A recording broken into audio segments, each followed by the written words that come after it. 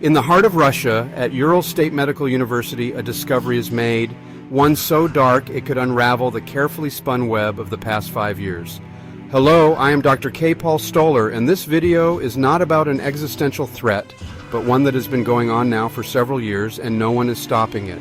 The paper, titled RNA Vaccines, Interim Results of Their Use, was authored by Angelina A. Siliverstova and Oleg G. Makiv, a professor in the Department of Biology and Biotechnology at the university. Bottom line, RNA gene therapy jabs, once hailed as humanity's salvation, may instead be fueling a global surge in cancer. They were never vaccines, they are gene-based bioweapons. A prophecy fulfilled. One first whispered by Dr. Ryan Cole in 2022, a prophecy the FDA itself acknowledged back in 2006, when it warned of gene therapies gone rogue, cells mutating into malignant growths.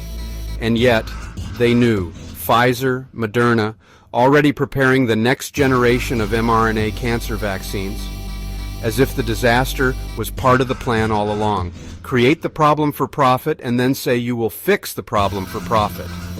CoV-2 was a big disappointment, as it was meant to have killed billions but ended up being no worse than the flu, so the COVID jab, which was only meant to clean up the survivors, had to try and finish the job CoV-2 failed to do.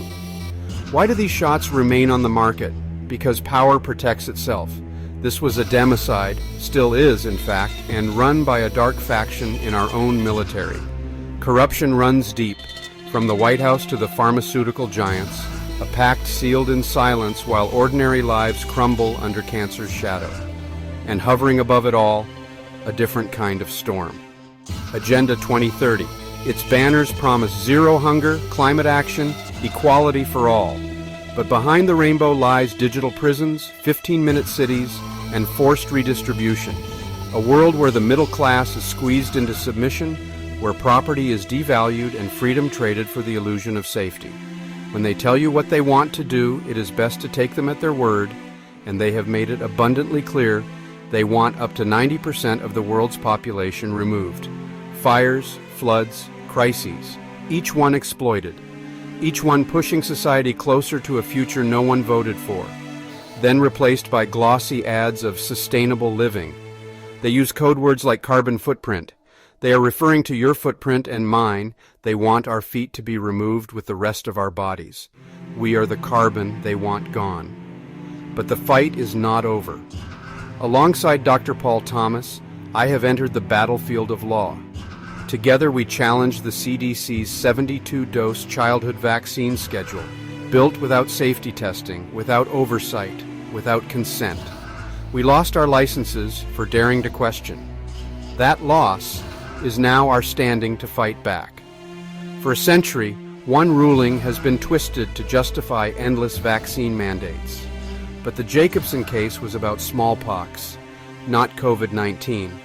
And in a free society, bodily autonomy must not be sacrificed to convenience. If we do not start holding these dark ones accountable, the future is very uncertain. 3 threads. 3 ongoing issues of great importance: RNA and cancer. Agenda 2030. The courtroom fight for freedom. The lawsuit Dr. Thomas and I have against the CDC. Together, they form a single picture. A picture of betrayal and of resistance. The clock is ticking. Will we awaken to the truth or surrender to the nightmare?